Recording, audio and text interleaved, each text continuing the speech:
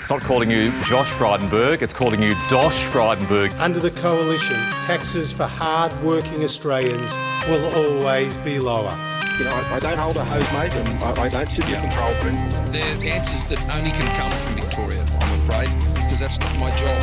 But I ain't spending any time, though, because in the meantime, every 3 months, a person was torn to pieces by a crocodile in North Queensland. Well, g'day, listeners, and welcome once again to the Two Jacks. It's episode 141 on recorded on the 20th of January, 2026. Joining me, as usual, is Hong Kong Jack. G'day, mate. How are you? I'm not bad.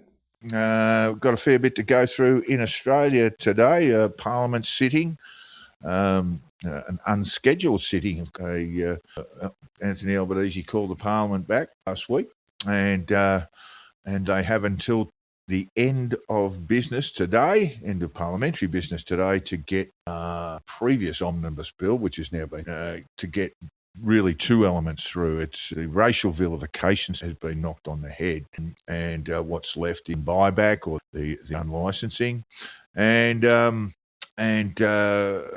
of course the race hate. The hate speech stuff.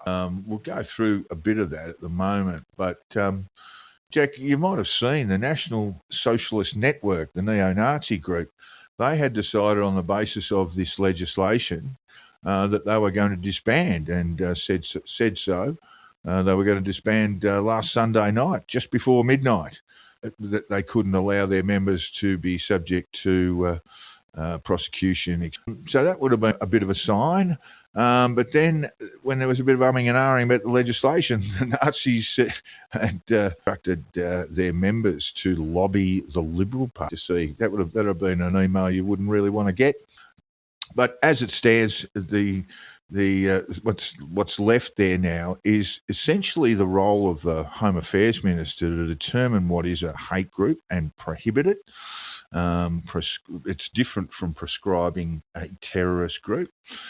And there are also penalties for people in those groups persuading particularly younger people to go down the pathway of hatred and terrorism. What do you make of it all, Jack? Well, I'm pleased that racial vilification stuff's gone. Not that I'm in favour of racial vilification, but I don't think the law is a good tool to battle it. If you're lucky, a racial vilification law won't make things any worse, but generally they do. So that's a good thing. That's gone. The hate group stuff, it's kind of tricky. It's who decides who's who and all that kind of stuff. It all gets very messy, I think. But I think there's a sort of slippery slope argument put about by people like Matt Canavan at the moment that says, well, this minister might be all right, but the next minister might not be so good and might be prohibiting groups that are perfectly legitimate. I'm not sure that I buy that. And really, why is his butteria still a thing in Australia? I mean, I would have thought there would be a community expectation that they'd be shut down by now, which would have required legislation in the first place. Yes. But why are we dealing with them? Why are we allowing National Socialist Network to hang around outside their parliaments, spreading garbage around the place? So I think that, in terms of community expectation, I think there's something there. The sort of influence that is, let's take the view of, let's take the example of the Islamic hate influencing young people. There's some really damning stats, Jack. It was released by the Home Affairs Department weekend. There are 320 Australians currently essentially on Watchlists. Now they have to essentially cooperate. They have to cooperate with security agencies. They go through a process of monitoring their online activities, those sorts of things. 320 of them, and of those, almost. So that's a really big problem. Whether the law is the right tool to deal with it, but really what we are seeing is a kind of grooming going on. we normally attach that word to sexual assaults of minors, but this is a kind of a grooming process that leads to radicalisation. Yeah, I saw the headline with the number 320. Did they identify, and I couldn't find this anywhere I looked, did they tell us who they were? There are various groups who are involved in this thing. They did not identify the cut, the proportions. Well, I didn't say under whose influence they were or had been. But what was also a bit ominous is that they're outside of that 300. There are an unknown number of people who have not cooperated. One can't imagine. Is it roughly the same size? Another 320 people who are incredibly dangerous to our communities, or is it 3,000? Or is it 10?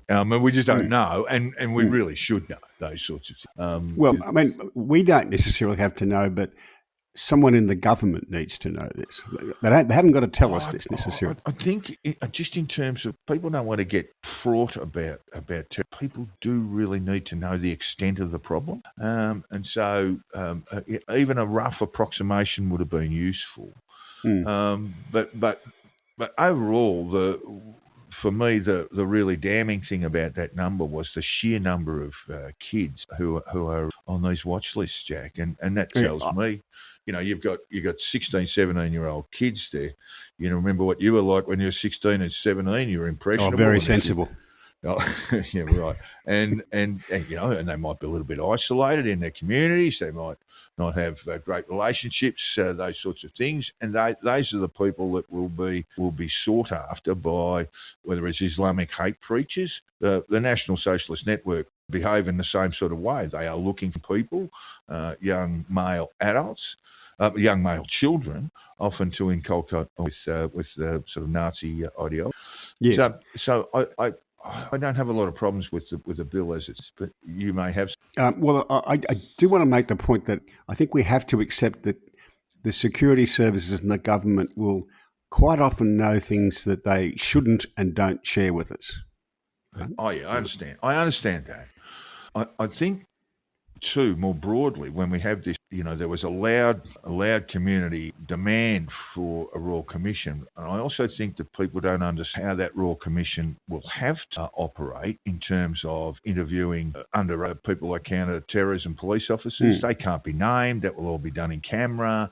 All of this stuff will be sort of hidden away a bit. And I think everyone thinks Royal Commissions are all big open sort of circuses with perp walks and all that sort of stuff, No, it won't be. So, so the end result for what's going to go through today, and sometime today or tomorrow in the Senate, because there's no close of business for the Senate. They just keep going until they finish. They can go all night and all night tomorrow. Yeah, is not a bad result. I'm always a little bit nervous when governments react to something that happens and say we've got to rush through some legislation because it's a recipe for getting it badly wrong very often, right? But this is going to be not too bad. It's going to do nothing about anti-Semitism as far as I can see. They've just thrown that out the window. I'd see there was Australian Today just published that a group of kids in St Kilda, a group of children, were sort of set upon by a bloke driving a white Hitler and stuff. I don't think legislation could ever really deal. No. I think legislation's almost exactly the wrong way to go about dealing with that. My view, my personal view, is that we should tackle that. We should look to our own history and say, we had a hugely successful, one of the great migration stories of all time, the post-war migration story in Australia, and that was made to work because right across the country, all the political parties, all the big institutions made it plain that these people were not Greeks or Italians or whatever. They were new Australians. They were to be treated as new Australians, and in return, these people were told, "Don't bring your old hatreds with you." And that message needs to go out. It needs to become a community standard. I think Tony Abbott made a good deal about that. And I haven't heard it said much, and this is just in the immediate aftermath. that should be imprinted on all our borders. It should be imprinted on visas, etc. Do not bring your old hatred. Again, it's a sort of cultural exercise, something that we should use almost. The other thing I'd like to see, and because there is, but the Jews do have a problem in Australia. It goes well back before Bondi. It goes back 30 years at least. Yeah, absolutely. For 30 years, you and I know we both lived in the eastern suburbs of Sydney. They have armed guards outside the synagogues and schools. That is a shame to Australia, and the political parties in Australia need to get on the front foot and say, we are proud of Jewish immigration to Australia. It's a great story. They've made a great contribution to our country. You look at it, our first native-born Governor-General, Isaac Isaacs, was a Jew. Our greatest ever soldier, John Monash, was a Jew. We need to get out there and say that. And it's just wrong that Jewish Australians are made to feel unsafe. Well, it's really interesting that you raised that issue, and we talked about it last week. Now, the company that provides those security services is a company called Community Services, I think, CSG anyway, and they provide a lot of those services, particularly around the eastern suburbs. And what will become clear during the Royal Commission is, kind of a little bit of a scoop here, folks, is that CSG were having regular meetings with police, with community police, often at a very senior level. And in leading up to the Hanukkah by the Sea festival, they had in their regular meetings with police across the table, they had said, we are concerned of the level of security around this event. And the New South Wales Police, for whatever reason, ignored their request for additional security. And I think there are going to be some things that do come out of the Royal Commission. That will be one. Hopefully we will find out a better reason, a better rationale, because there needs to be a proper explanation about that.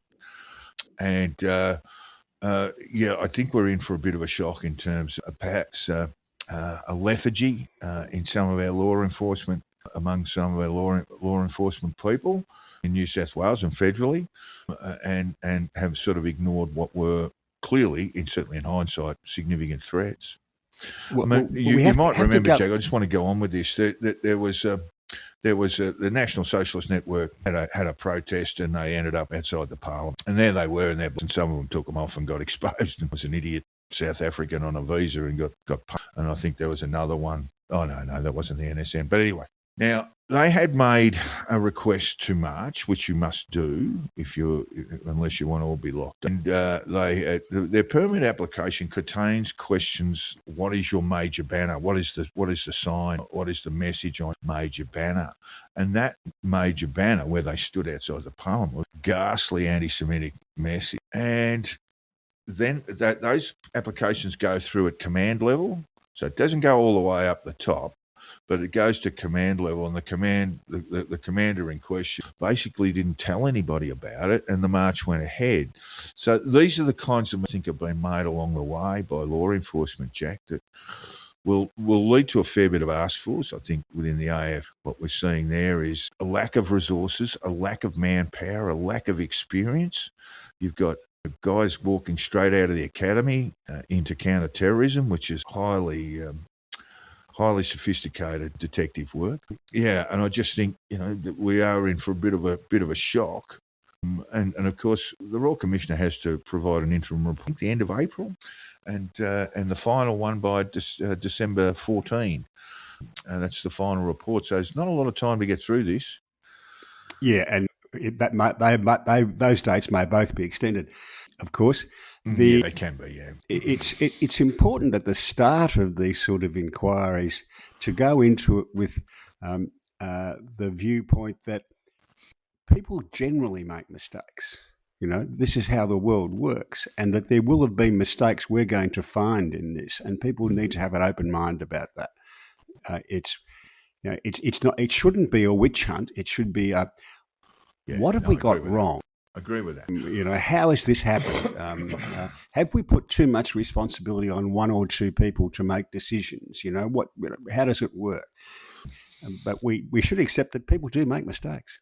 Yeah, and this sort of banning of words, which is not part of the legislation now, but Chris Minns has talked about the sort of banning of words. And it's not banned at the moment. The issue is, Jack, that if you protest movement coming through, rallying through, let's say, the Sydney CBD, and they're yelling, and one of them yells out global intifada, are the police expected to weigh in and arrest that person, weigh into a baying mob and arrest that person without regard for community safety and officers?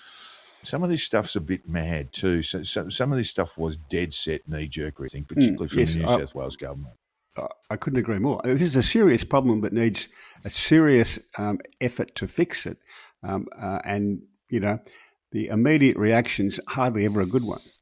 But the sort of things we talk, Jack, are that should be promoted, and Gillian Siegel, some of her recommend about teaching the whole in our schools is curriculum. It's something that should be done. Again, it's done. We create these messages, but we don't provide the support behind it. We don't provide the resources that are needed to teach the history of the Holocaust to school children. The teachers need to be upskilled. They need to, take kids out to Holocaust museums. So it's lovely to have these sort of idealistic notions, but they don't often come without support. And by support, I mean money. Yeah, we could start with some really simple stuff. The universities did nothing to make their Jewish students safe over the last 2 years. That's a disgrace. That needs to be fixed. They need to have the blowtorch put on them to fix that. I fully accept what you're saying. I mean, what universities are like, Jack. Great masses, free speech and freedom of movement, association. There was some really ugly stuff that should have led to expelled and some academic being adrift from their work. And I'm saying that I accept that universities are full of people doing stupid things. That's why we go. Right? Exactly right. Yeah. So you have to allow a certain degree of tolerance, but all of that stuff went on way too long and was way too damaging to the Jewish students there, and the universities should pay a cost for that. Much to get through, but I just really want to get back to the gun laws, Jack, which are likely to get through on Green support in the Senate. Obviously, the Nats are opposed to there is the reduction of licensed firearms down to 4. Now, that doesn't, as I understand it, won't affect farmers, people who actually have large land holding, but it will for those amateur hunters or guns. As David Littleproud said on 7:30 last night, well, the Bondi attackers, say allegedly, only had 4 guns. I'm not entirely sure that some of the stuff... Look, yes, some of the things they've tinkered with that's likely to get through is around banning large belts of ammunition, guns, large these sorts of providing a blanket limit on sale or prohibition of sale. Again, I don't have a lot of problem with that, but I'm not entirely sure that reducing a shooter's, a legitimate shooter's, if he's a weekend warrior, guns from, let's say, 6 with his license to carry down to 4, it's doing anything at all. It's kind of like saying, we've got to do something, this is something, let's do this. Yeah. I don't have a gun, this might surprise you, here in Hong Kong, which is a shame because there's opportunity for hunting within a 15-minute walk. There's plenty of wild pigs up on the peak. Really? It would be very easy to go up there and pop myself a Well, let me tell you, boar. Jack, if you've ever been, I've been pig shooting a few times, and it's easier said than done. Put it that way. When you get a large male, I had one that took a 30 shot to the head and kept coming. These I've got to tell you, the first couple you get would be pretty easy because they're tiny little ones. They are used to just wandering wherever they want and fear no one. Yeah. All right. Well, we've got to move on. We are somewhat limited in our coverage because these votes are still having, but on the numbers, on the way it seems to be going at the moment, it would seem the two elements of the omnibus legislation, third on racial vilification, in some form or another. Moving on very briefly, because I'm not entirely sure that I believe this Demos poll, Jack, which has One Nation at 27%, Labor 29%, Libs 25%. There is some other polling around that sort of indicates, yes, that One Nation votes on the rise, but I'm not buying 27%.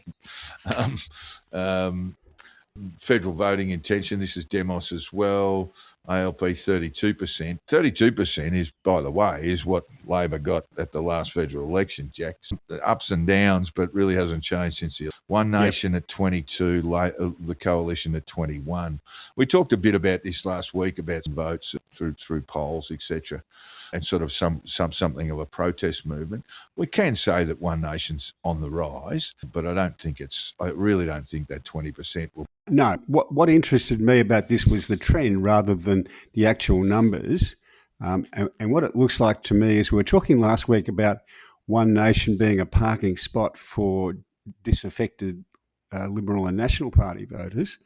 But I think the news poll gives us a slightly different view, as does the further Demos poll, is that One Nation's actually a parking spot for disaffected Liberal and Labor voters. Well, not really, Jack, because, as I say, last year's federal election, Labor 34.56, Coalition 31, Fon 6.4, right? And then if we look at that news poll figure, Labor's pretty much where it was, and it's the Libs who've sort of gone back. If we use, it's the hardest data you can get is an election. And yes, Labor's vote's gone up a little bit after its, resounding victory, and then it's come back. Probably more so is that Albanese's approval ratings are in the toilet, where they were very good 6 months ago. They're now quite bad, but I don't think that'll bother him too much. Susan Ley, she's worse. And I must say, just in regard to Bondi, Susan Ley, on the Monday after the attack, she issued a statement saying that she would put the coalition at the government's disposal to assist in whatever was required. A day later, she started denouncing gun law reform. 2 days after that, she called for Parliament to be reformed, to hold an emergency sitting, which ultimately happened. And then she gets there and didn't really know what they're doing. It's hard to know what the Liberals are about at the moment, Jack. Are they just hunting Susan Ley down and just trying to make her look as bad as, or are they have genuine concerns from perhaps that libertarian right flank about some of these hate speech legislation? I think they look a little bit clueless. There's no doubt about that. She doesn't inspire any confidence, I don't think, is part of the problem. No. It was really dread. Actually, Elbow on his Instagram account, said wanted Parliament to be recalled. Got that, and then when she got there, she didn't know what to do. He said Menzies once referred to the forgotten people. He said, "Well, the Liberal Party forgot what they were talking about last week." So there's a bit of that sense too, and there really is not a lot of support behind her. You don't see, the Nats there. Individuals come forward, Canavan, a little proud and what have you, but the Libs are sort of just hanging her out to dry. Yes, yeah. They don't look like they're loyally following her over over the top, standing do they? behind her. There's not a lot standing behind her doing the noddies. All right. Cosamaris. Which can I just say, that drives me nuts. Every time a politician from Australia goes on the television these days, you've got to have at least 4 noddies behind them, I know. Cosamaris talks about this, and this has been a bit of a theme. Centre-right parties are facing this terrible problem. If they go to the centre, they empower One Nation, in this case, reform might be the case. Move further to the right, they lose common ground. He calls it a pincer movement. And certainly if One Nation got somewhere around 20% of the vote at the next, that would just about be the end of the Liberal. And it wouldn't be going all that well for the Nats either, where they would definitely lose. All right, the other big story around the world, well, there's the moment, but Iran. Perhaps if some of us were getting a bit ahead of ourselves, thinking there was going to be regime change. Seems like the regime has responded. Internet blackout now they say, well, March stories about mass executions, extrajudicial killing. It seems like the mullahs are reasserting themselves. It's less clear than that, I think, is the answer. Well, it's murky because there's nothing out of there, Jack. Yeah. There's just a little bit of anecdote, but go on. I don't think that's at all clear whether the mullahs have regained control. I don't know about that, but what they are doing is killing a lot of people. Even that, they certainly were killing a lot of people. Whether that's still going on, I don't know, and there isn't any real information about that coming out. Because certainly they were in talks with the US government about that, with the US State Department about that. I don't think we know what's happening at the moment. Well, you did include something here that's quite worthwhile looking at. It takes us all the way back to the Iranian Revolution, or the Islamic Revolution in 1979, where a lot of Western media decided Ayatollah Khomeini was this sort of likened to Mahatma Gandhi, Jack. Yeah, I think that's Simon Sebag Montefiore. His bit. Yeah. I just thought it was worth looking at again to remember just how the 1979 revolution was covered. I mean, the French were looking after the Ayatollah because they thought he was a Gandhi-like figure who could bring some sense to Iran. And this was a gamble that lost. I mean, once he got in power, he turned on the other parts of his coalition, the leftists, the progressives, and as your mate Mark Colvin yes, well, that's the story said, the taking out of his coalition partners was just a massacre. And for those who haven't heard that story, the wonderful ABC journalist Mark Colvin covered the Islamic and he and other foreign journalists were bundled into buses side a large quarry, and they all thought they were going to be executed. When they got out of the bus, there was just a sea of bodies, literally people, and the Revolutionary Guard said, film this, record it, write about it, tell the world this is who we are. I think they're probably not quite as ideologically committed these days, because that tends to happen to organisations like this. As time goes on, the people who rise to the top are opportunists and people who want to make a dollar out of it, rather than This is another thing, that you've got enormous amount of nepotism, amount of corruption in Iran at the moment, particularly around the Revolutionary Guard. And yes, these things, when they're really hard to break, Jack. Regime change is hard, mate. Yes, it is. Certainly from outside, it is. In a country like Iran, it is. I just don't think we know the answer to it yet.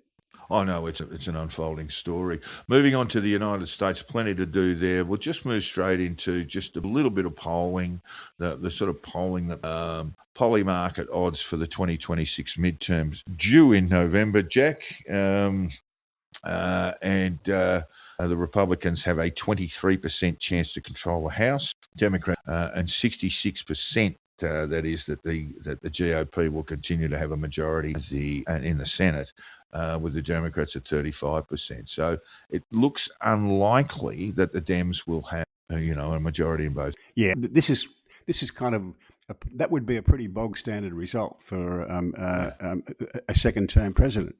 At the end of the midterms in a second term presidency, to lose the House but probably keep the Senate.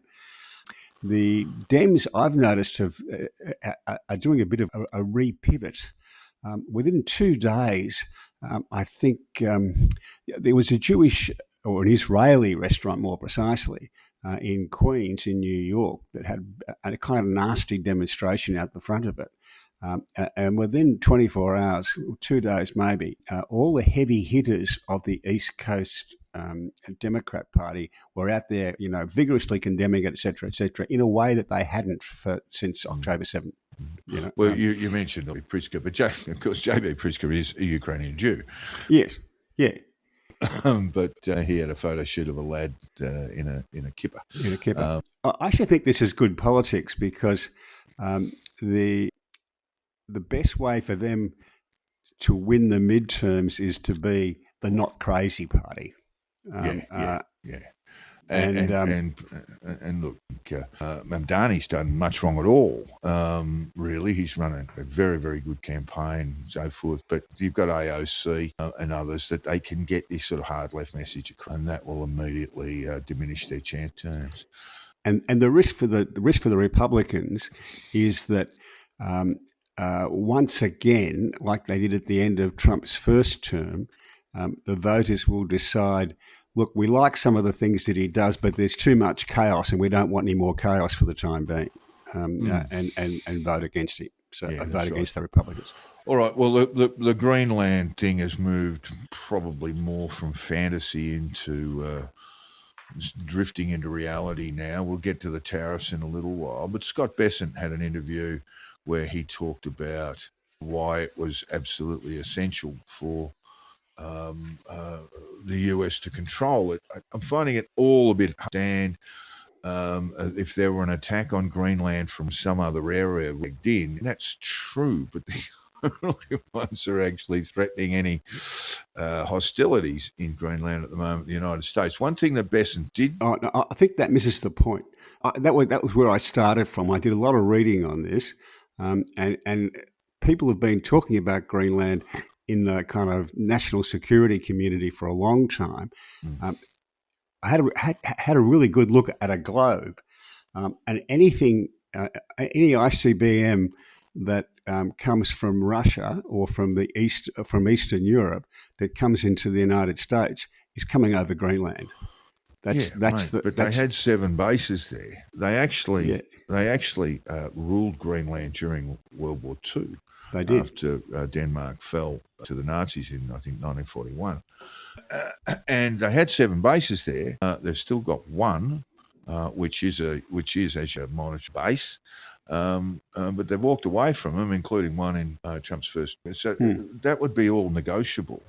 That would be something that they could negotiate rather than saber rap they're going on. The other area is rare minerals, and again, that's just something that can be negotiated. It doesn't need to be annexed to do that.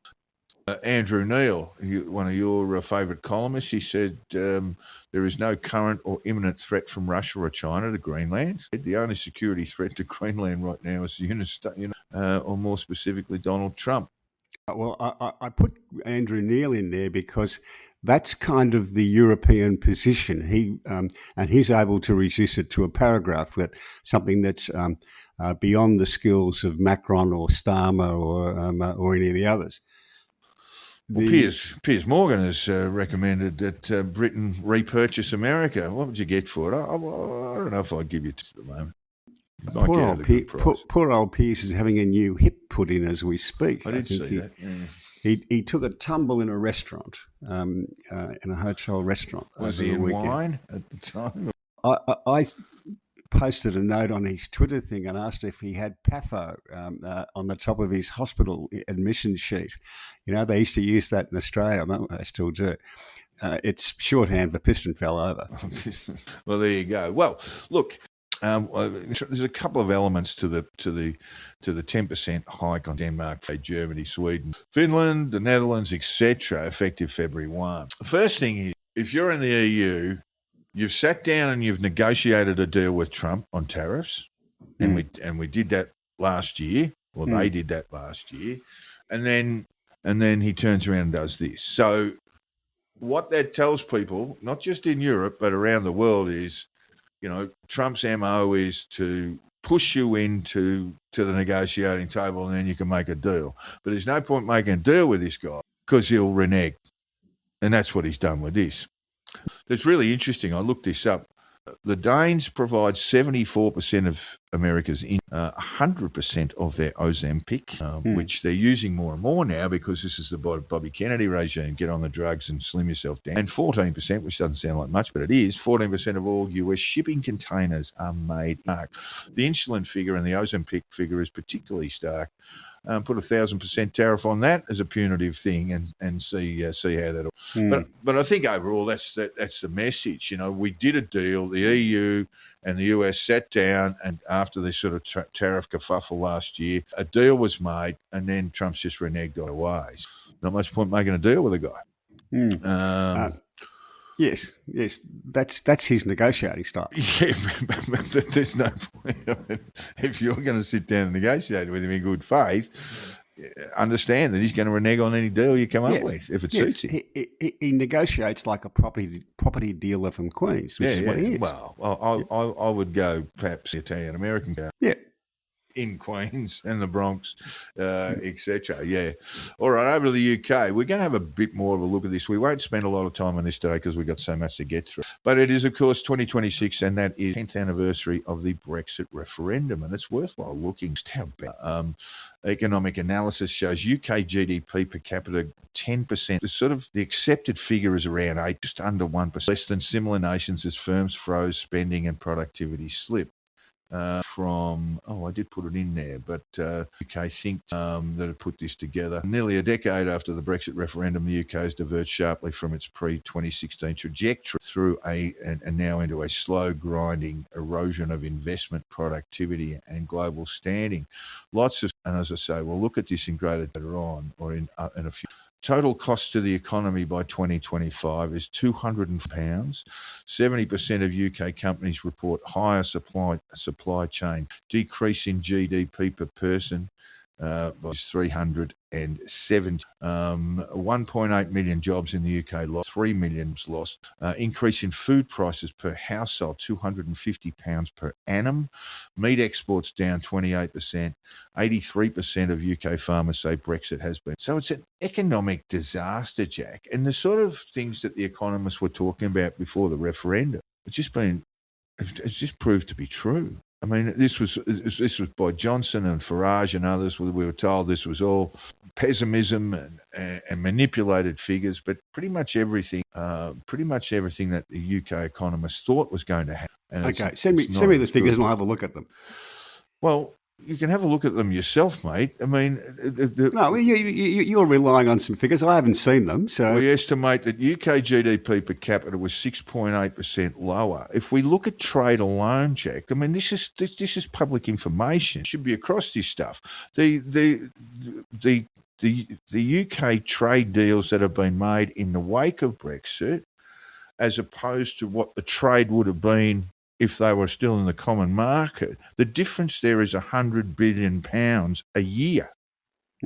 I'll have a look at it. Well, have a look at it, mate. I mean, you can do what you like. But this is like what we said. This is a serious act of economic self-harm that I'm not sure where it leaves the UK's economic future.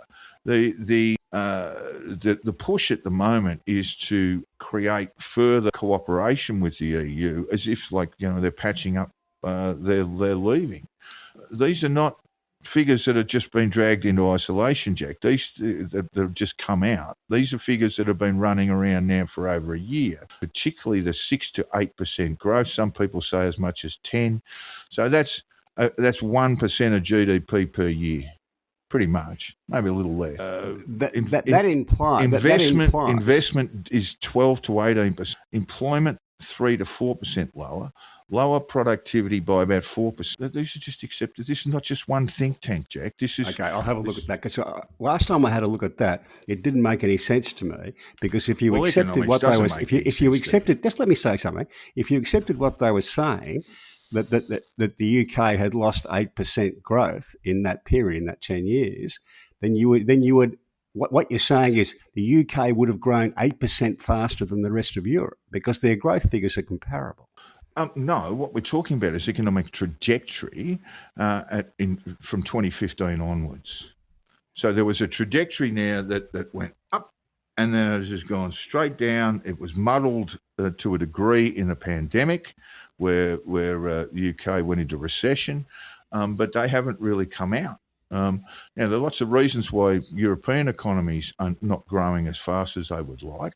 A lot of it attached to the Ukrainian conflict, energy prices, etc., related to that. But all of these things, UK has outside, at least all outside energy prices, right? So we're not talking about Brexit, or we're not talking about the muddling of the Ukrainian conflict with UK economic figures. These things are really terrible.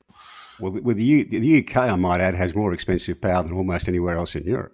I don't know that that's the case. I think the Germans are probably the more expensive at the moment. I did year, and there are other countries as well. The French are way down the list, of course. But yeah, the UK's. I would definitely agree with you that the UK's in the top 3 or 4. But that's got bugger all to do with anything. I mean, this is one of your climate change fixations that this is causing economic harm. The greatest economic harm has come from which you cheered on, mate. I did. I still think it's a good idea. Wouldn't change my opinion at all. Terrific idea. You want to talk about people in poverty? If you've got to pay another £250 a year just to put food on your table, and you are on the brink, that will drive you into poverty. So we can confidently say that hundreds of thousands, if not 1 million or 2, of people living in the UK are now in poverty because of Brexit, where they wouldn't have been in the first place. Yeah, no, I don't agree with that. Anyway, you don't agree with that? I'll have a look at it. Come up with some figures. Don't make them up. Come up with some figures, and let's have a real good debate about it next week. Anyone who thinks this is anything other than an economic disaster is a fool. And one thing you said to me a couple of years ago on this show was that when I said there was Russian money all over the Leave campaign, you said, well, you can't say that. I said, it's absolutely obvious. I mean, this is Isabel Oakeshott from the Times. As part of my research, I uncovered controversial information about links between Aaron Banks and his associate Andy Wigmore and the Russian embassy in London. The relationship began in autumn 2015 when Banks was gearing up for the Brexit campaign. The Kremlin was simply doing what it does so well, identifying individuals who might be useful to President Vladimir Putin's geopolitical aims and seeing what might come of it. In Banks and Wigmore, it literally struck gold. In due course, Banks would become the single biggest donor to the Brexit campaign, putting him at the heart of British politics. Banks and Wigmore genuinely sympathised and continue to sympathise with some of Putin's political views.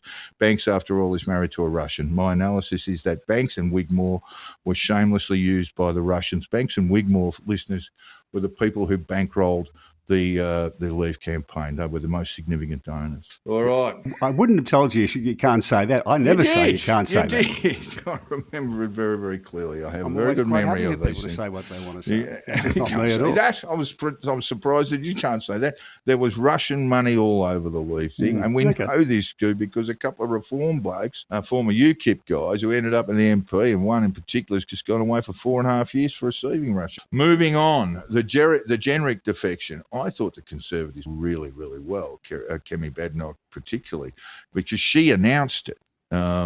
She announced that Robert Jenrick, who was a minister in the failed and dying Conservative government, just for some context there. Just for some context there, this went happen over a weekend. On the Friday afternoon, Jenrick was at a meeting of all of the Conservative cabinet except for Kemi Badenoch. Went to a dinner with them that night. She got wind of this on the Saturday and discovered that he was going to announce his defection on the Sunday afternoon, that there was a press conference scheduled with Farage. Yeah, that's right. So she announced it Sunday morning, took all the wind out of his sails. It was a brilliant piece of politicking. You know? After, it must be said, for more context, that on that Friday, he'd been asked directly if he was considering defecting, and he said no. So he looks like a fucking liar, opportunist. Excuse me for my swearing. He looks like an opportunistic liar. And now he's sort of landed there. What Farage wanted most from this was to have a big announcement, a big sort of celebration of the defection from the Conservative Party to reform. Badenoch did the right thing by taking the wind out of reform's sails. I'm not sure she can save the Conservative Party, but she's giving it a decent crack. She's pretty impressive. She is having a crack. I've been talking to my mates in London, and now there's London and there's the rest of the UK, of course, most of whom don't believe Reform will have the sort of numbers that it does. Their polling numbers are showing a bit of a steep decline from sort of mid-30s now to about 20, depending on where you look. And it is one of these things. I mean, more scrutiny around Brexit, more scrutiny around Farage, these sorts of things, they will come. They will essentially have been allowed to operate in a vacuum because Starmer's been so bloody awful, and the Tories were, after 10 years of failed government, were on the nose. So they've been allowed to operate essentially unfettered, but I think that will change. This is where Badenoch's going quite well, I think, is that she's come out and said, look, we were in government for a long time and we got a lot wrong. And that's step one in trying to save the Conservative Party, is to say, yes, we understand you think we got a lot wrong. We know we got a lot wrong, and move on from there. The other thing is, it's first past the post in the UK, unlike our optional preferential voting in Australia, which makes a difference. It means in a compulsory preferential. Sorry? Compulsory. Well, it's compulsory, is it? Yeah. It's optional in a couple of states, isn't it? Without preferential voting, the three-corner contests are much more of a lottery, right, than they are in our system. So you could... It's possible for Labor to survive if Reform and the Tories campaign against each other all over the place and reduce their votes, right? That they might have a majority, easy majority between them, but not together. But I can't see Starmer surviving anyway as leader. I think he's the disapproval rating's over 75% now. Yeah, it really hasn't been very edifying ministership. Moving on, Jack, the German Chancellor Friedrich Merz has called Berlin's exit from nuclear energy a mistake.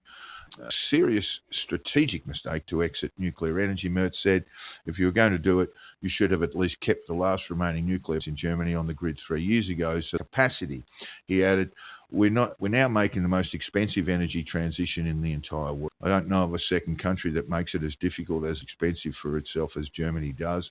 We set ourselves a goal that we simply don't have enough capacity. So a little bit of context. The there was a sort of Greens-dominated. The reason they were shut down was in the nuclear leak tsunami. Well, that brought the shutdown forward. They were scheduled to go anyway. Yeah. So, look, certainly in hindsight, they'd look back at this now with the war in Iran, with the issues over energy, and they had become drunk on Russian oil, Russian energy, and I guess they thought that was going to happen forever. And the Ukrainian conflict has stopped all of that. Certainly in hindsight, yes, they should have kept 3 or 4 of them open. And we know that nuclear power plants, they're generally considered to have about a 25 or 30-year lifestyle, but they can be updated so they can run essentially. What about Gerhard Schroeder? Gerhard Schroeder, where does he fit in with all this? Well, I'm not sure, because he was the one who started Germany on this tack, and he was the one who wanted to Germany to live off Russian gas, if you like, and within weeks of him leaving office, he signed on with Gazprom. Gazprom being the Russian gas provider. Yes, of course, that's worth explaining. But yeah, look, that's certainly just talking about energy prices. We will get some figures for you next on who has the most expensive energy around the world, particularly in Europe. But my understanding is that it is Germany at the moment. It's a heavily industrialised nation, of course, one of the great manufacturers, and it needs energy to do that. It needs a lot of energy. It does. So it's going through this rapid transition to renew. At the same time, for people who we all should worry about climate change. They are having to revert to gas and other fuels just to keep their economy going. Oh, it's even worse than other fossil fuels. They've reopened brown coal. Yeah. Yes, yeah, yes, good which is point. as those of us who lived in Victoria know, it's the dirtiest and smelliest fossil fuel in existence. Yeah, Australian coal, not the brown coal down your lawn, but the coking coal is said to, as you get with coal, it'll burn slower. And the with brown less coal's emissions. about as bad as you get. Yeah, that's right. The Gaza Board of Peace, Jack. Did you have briquettes at home?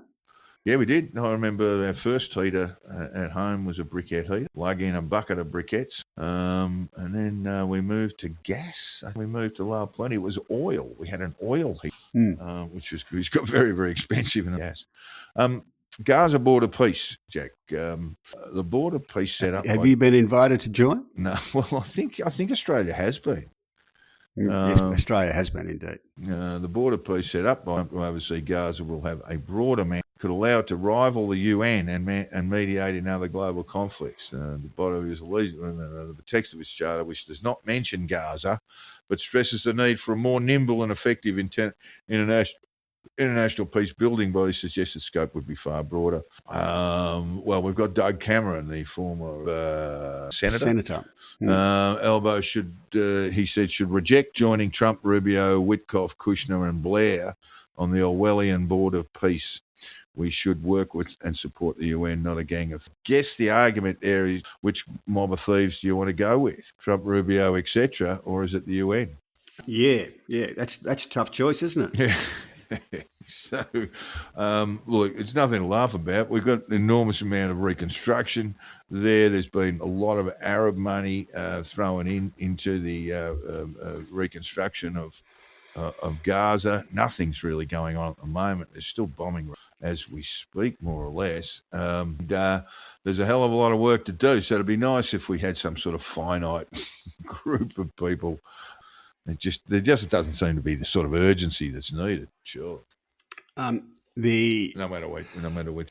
I certainly don't think you can put UNRWA, the UN agency, back in charge there again, because they've had 50-something years to do something about it, and they've made the situation worse and worse and worse all the time.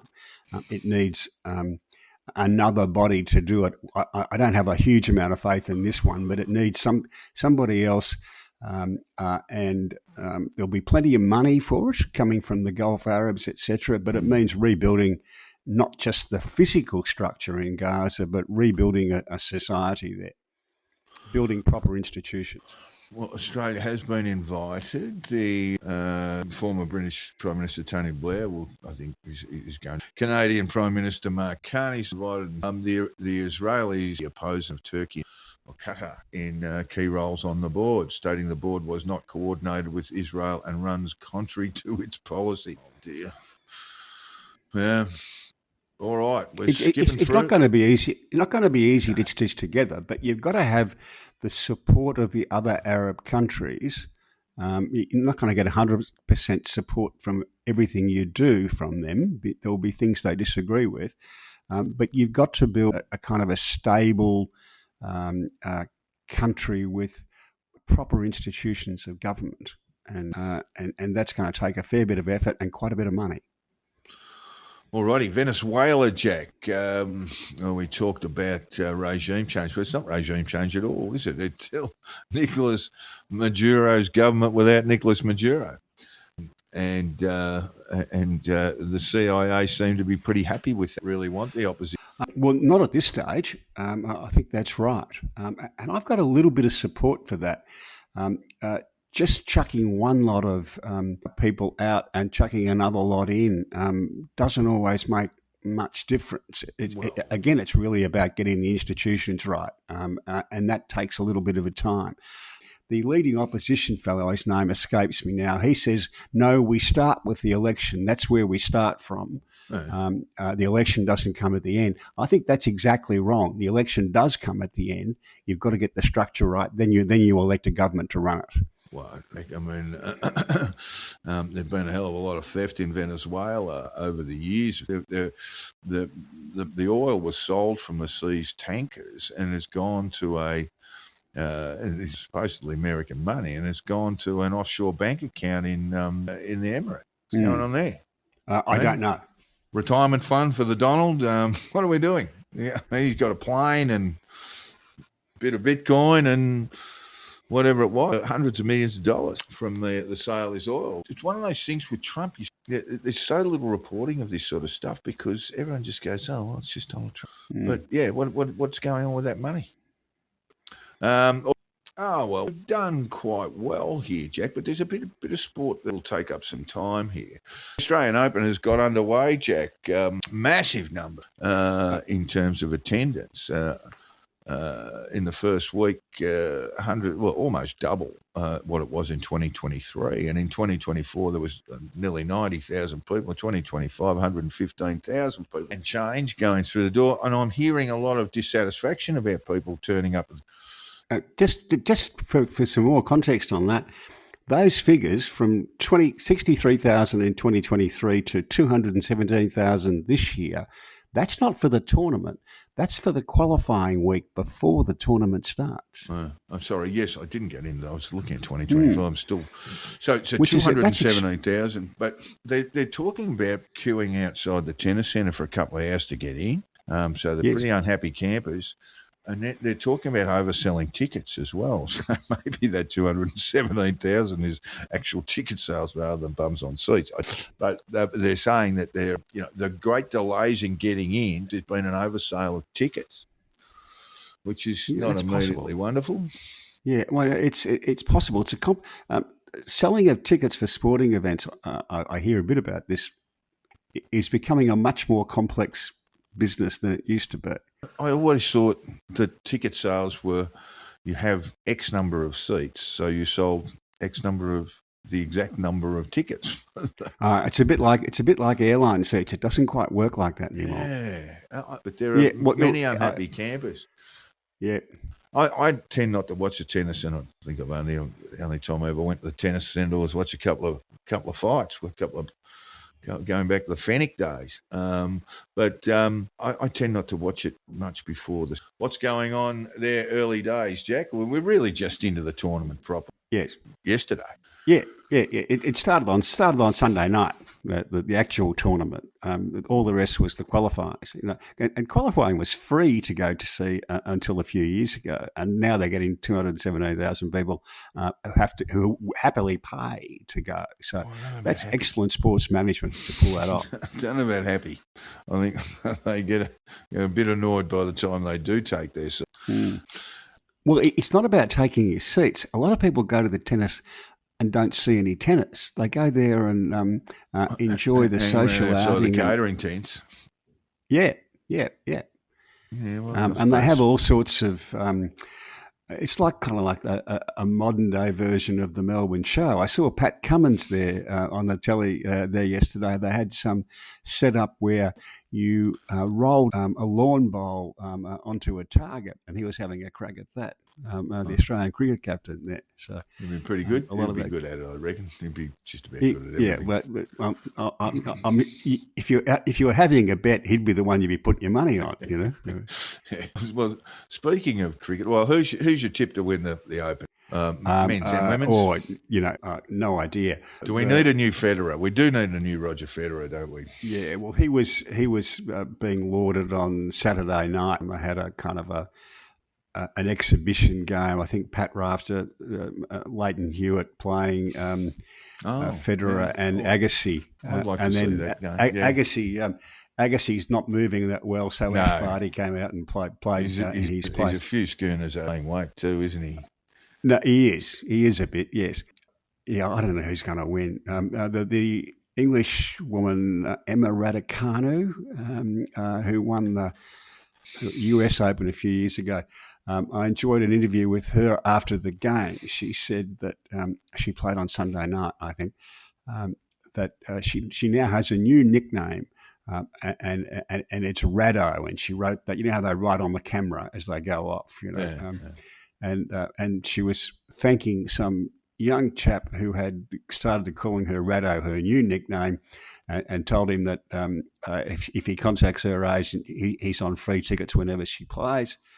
And the camera panned around to show this bloke, and he's a red-headed Aussie. There's just no doubt about it, which I guess we're all expecting, given that he's calling her Rado, Yeah, fair enough. Yeah, It would be Rado or Radzi, wouldn't it? You know, from an Who's the top Aussie guy. seed? Who's the men's top? The men's top seed is Alcaraz or Sinner. I think it's Alcaraz. Alrighty. Anyway. Tonight, and The so we'll, BBL. Is this the preview of the final? while our listeners will know the result by the time they get to listen to this, there is a qualifying final. Scorchers v this tonight. So Sydney, it's one place you don't want to go and play a final in the BBL. I don't think they've ever lost one in Perth. Gee, it's a good side. It's a very, very good side with a terrific bowling attack. Mitchell Marsh was almost having a laugh, saying, I need to bowl. He stopped. Actually asked him, when was the last time he bowled? He goes, February last year. And he's pretty much given it away. But he's not missed. They've got a very, very good attack. They've got some heavy hitters, including him. He opens up the batting. Of course, the Sixers. Is Smith playing tonight? I expect so. Did you see him deny Baba Asma the single the other night? Yeah, Baba wasn't happy about it. But then I did see them. All. There was four of them: Smith and Baba and Felipe, and they're all having a lovely little lunch together. And all good. I think Baba was just annoyed because he was starting to hit him properly. He's had a bit of a rough run with really for a year or so of the best. He hit a couple of beautiful drives and a couple of lovely strikes off the pads and all that sort of stuff. And I think he thought, I'm back. And Smith wouldn't let him face the bowling. So that Smith innings was unbelievable. The 100 he got, I think it was just over 100. He hit the top of the barongal stand with 160. And you don't see that very often. No, it's a big hit. And he was doing his. We sort of laugh about it. The people I talk to about cricket, we think Stephen's on the spectrum.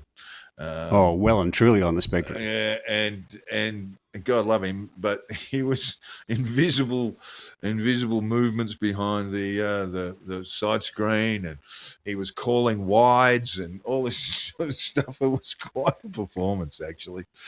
But the one that they put it at 107 metres, and I thought, nah, it's bigger than that. It's bigger than that.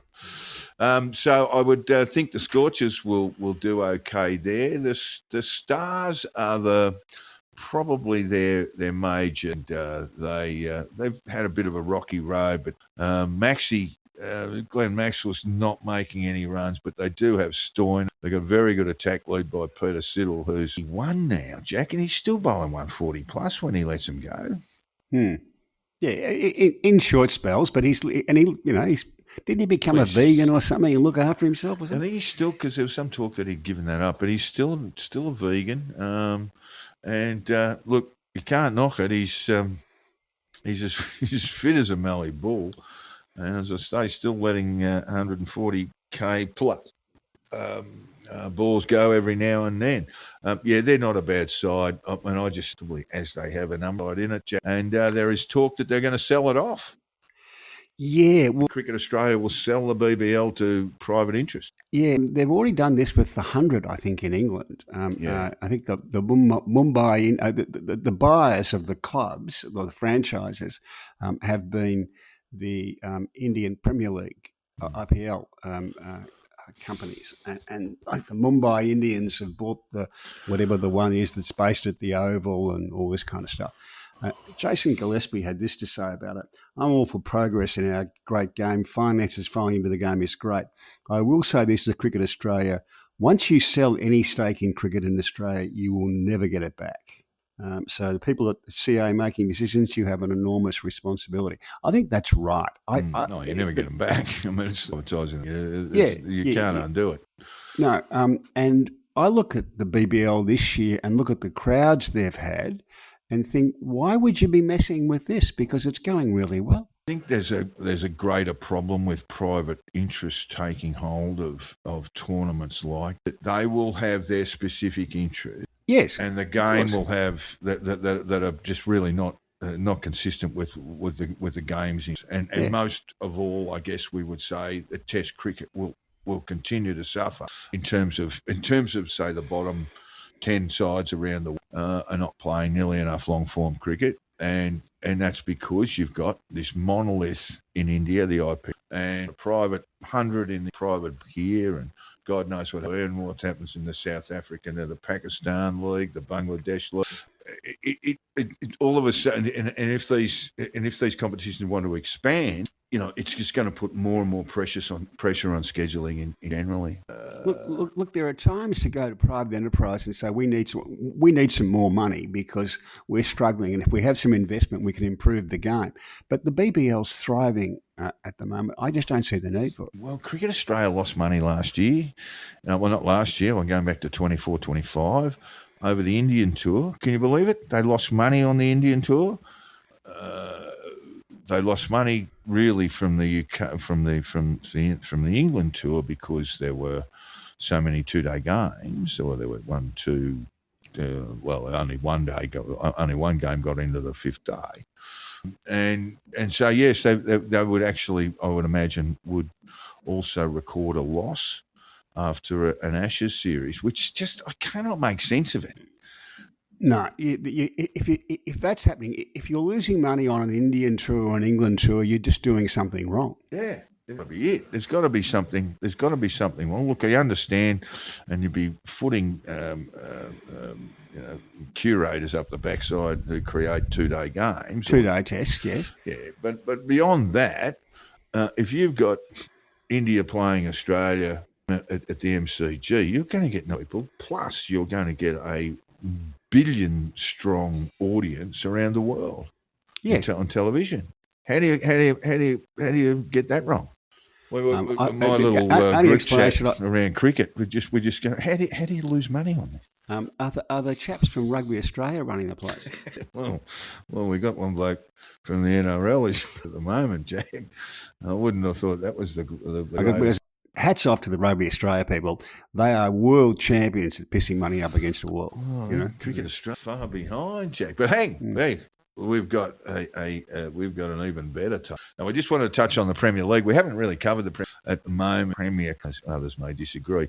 Arsenal are going very well. They're 7 points ahead of the rest. A fairly disappointing result on the weekend. They drew with Nottingham Forest. As has been the case with Arsenal, they're sort of getting hunted down. Man City are struggling. Man United, after flicking the coach, gave them a beating in the derby over them. Crystal Palace doing very, very well. I think a third on the table at the moment. But one, Jack, that must be a little bit alarming for certainly Londoners, East Londoners, is West Ham, oddly enough, or South London. So West Ham is almost, they would need to do a Lazarus to avoid relegation.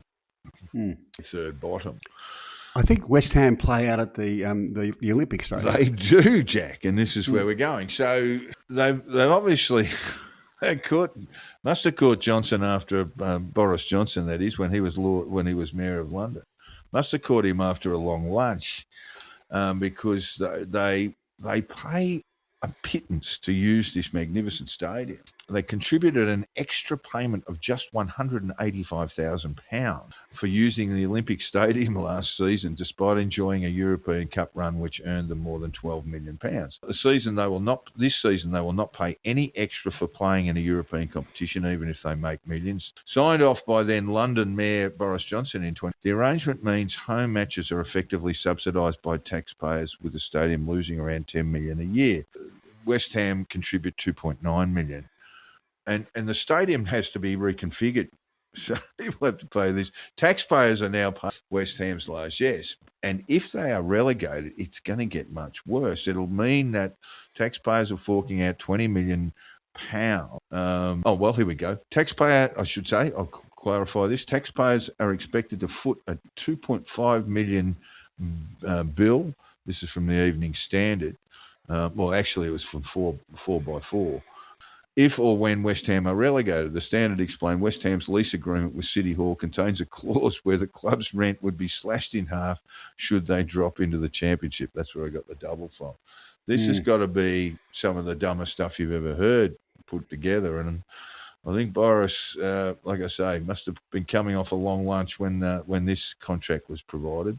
But the sheer fact that West Ham likely to be relegated is, I can't imagine the club coming back from it. Not for a long time anyway. They're one of the oldest London bases, and they can't take a trick at the moment, except for the fact they don't have to pay very much to play at a Premier Stadium.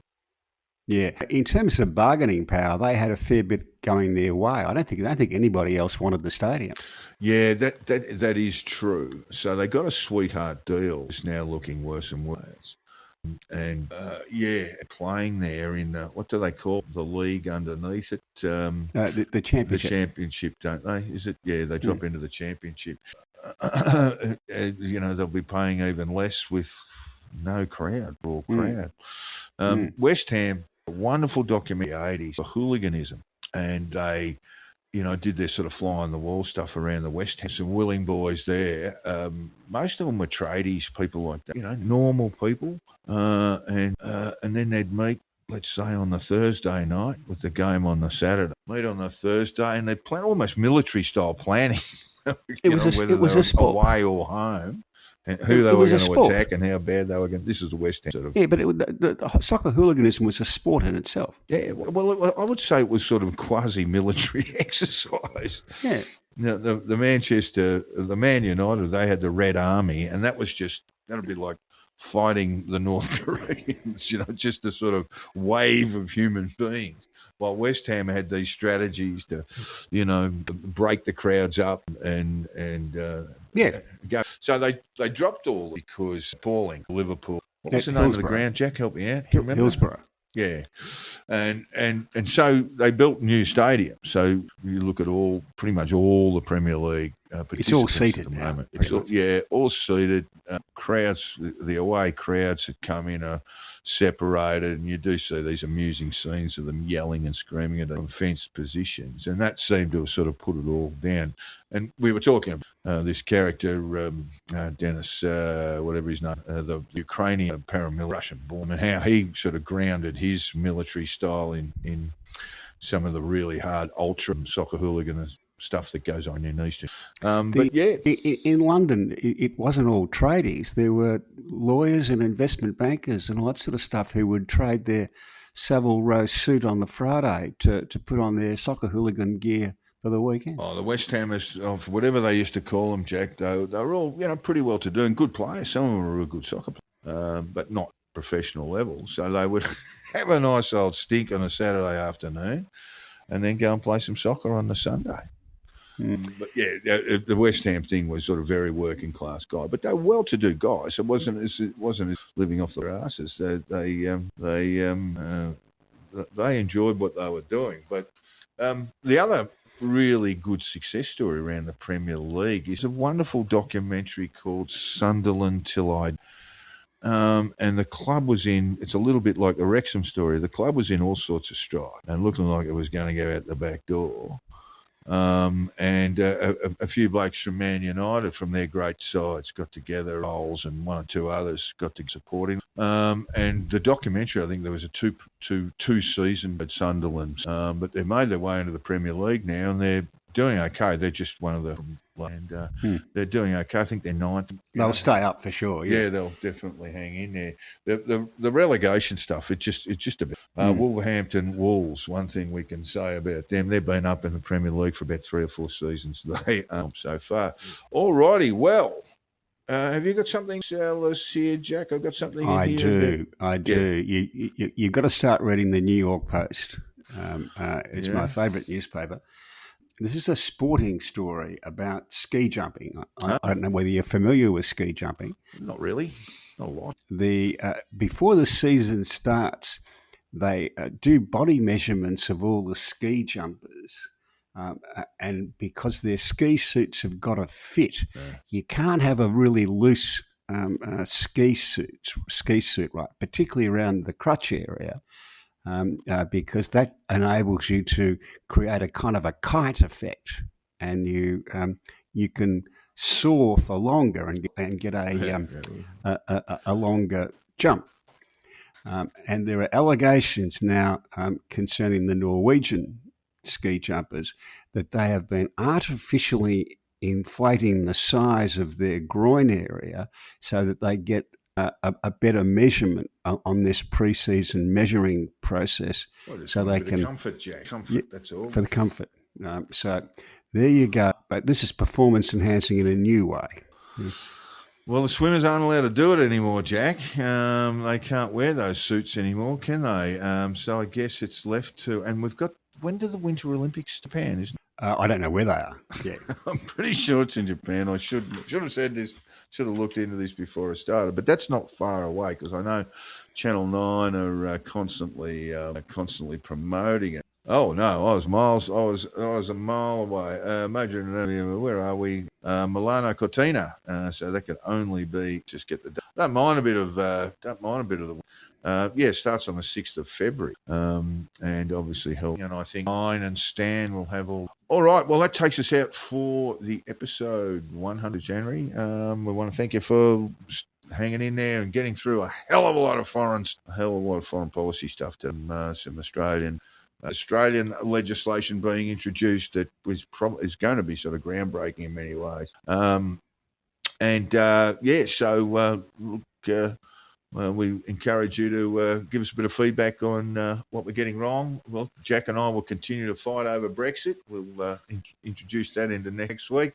He's probably a Russian spy. Probably on. Are you on a Russian dollar? Are you receiving a few? What's the Russian currency? The ruble. Yeah, I wouldn't want to be paid. You wouldn't want to. I wouldn't want to be paid in rubles. No. Yeah, you wouldn't want to be paid in rubles. That would have to be something that you'd have in the contract there. No, I'm not yet. But if anyone's listening, that's right. I'm persona non grata in Russia, of course. I don't think that will ever change. So my chances of doing any work for Vladimir Putin pretty. So look, if you do have some comments, and particularly around our debate around Brexit, what a complete fucking disaster it's been, the line, and you know how to. All right, folks, thank you, Jack, for your time today, and we'll see you all next. Cheers, guys.